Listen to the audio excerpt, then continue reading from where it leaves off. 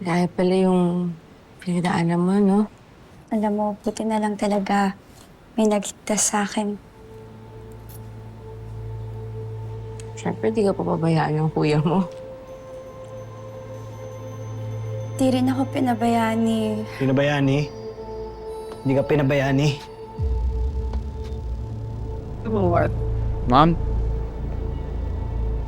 You look wonderful. Can you leave us for a bit? Sure, ma. Excuse me, sir.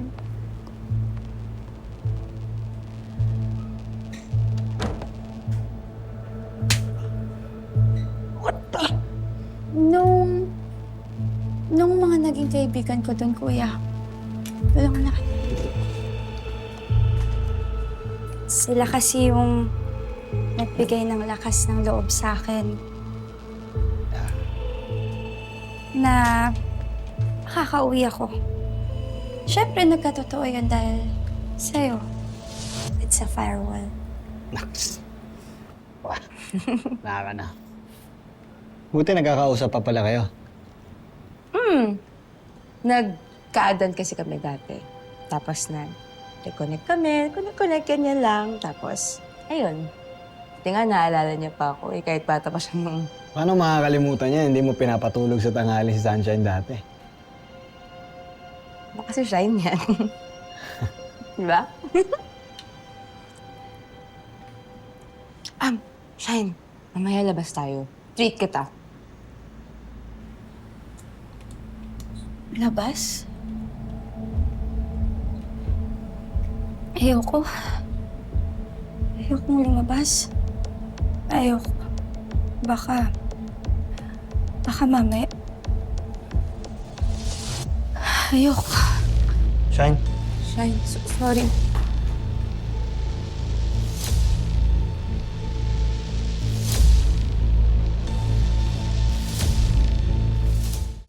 You are my son. That means I should be able to trust you. Pero hindi pala. Paano ko ipapasa sa'yo ang leadership ng organization if I can't trust you? Mom, you can trust me.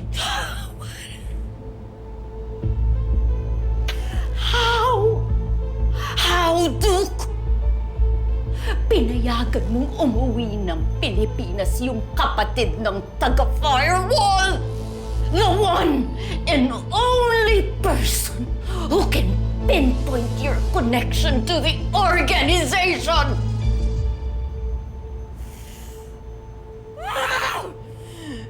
Ikakasal na lang ako! Binibigyan mo pa rin ako ng sakit ng ulo!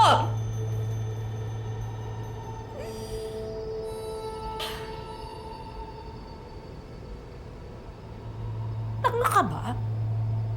Mom, Shh! Nagpalaki ba ako ng tangang anak? Mom, hindi ako tanga. Hawak ko sa mga kamay ko si Sunshine. What? What do you mean? That you're grooming her? Yes. Para magamit natin siyang spy sa firewall. Just like you, with Prof. David. You think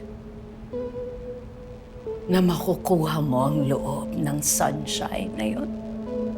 She already trusts me.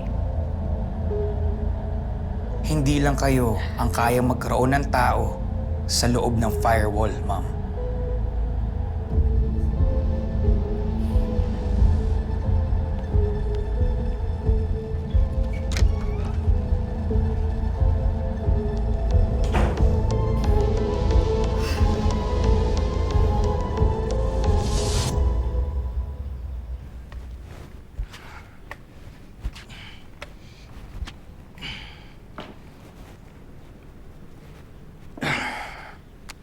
Pagkatapos mo kumain, iwan mo na yung pinagkainin mo dyan. Pitin ko na lang pag-uwi ko. Kalat. Ako na nga lang magliligpit. Iwan mo na lang dyan. Hayaan mo na lang tulungan kita, Isa. Makabawi man lang ako sa mga nagawa ko sa'yo. Martin, stop reminding me, okay? Isa, I just wanna make it up to you. Di ba sinabi ko na sa'yo, hindi na kita mapapatawad? Ginagawa ko lang to kasi obligasyon ko. Pero kapag gumaling ka na, paaalisin kita ulit sa bahay na to. What did you say?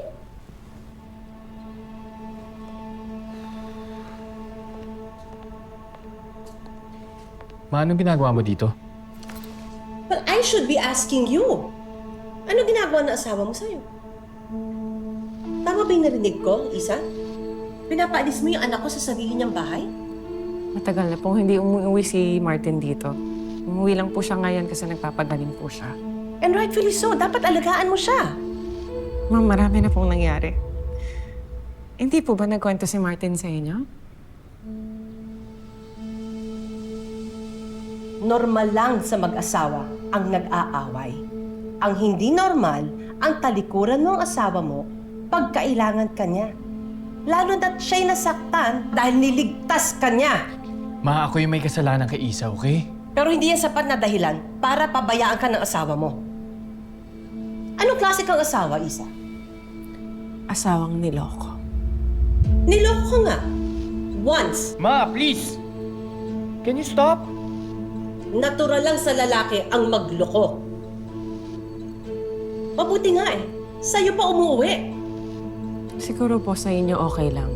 Pero magkaiba po tayo. Pareho tayong asawa, Isa. At ang asawa, marunong umunawa. Eh mabuti nga nakakaisa pa lang si Martin. Paano kung madami na? Susuko ka agad? Oh, eh paano na yung sinumpaan ninyo? Nung kinasal kayo? Ma'am, hindi naman po akong sumira ng sumpaan namin. Ang anak niyo. So if you'll excuse me, may trabaho pa ako.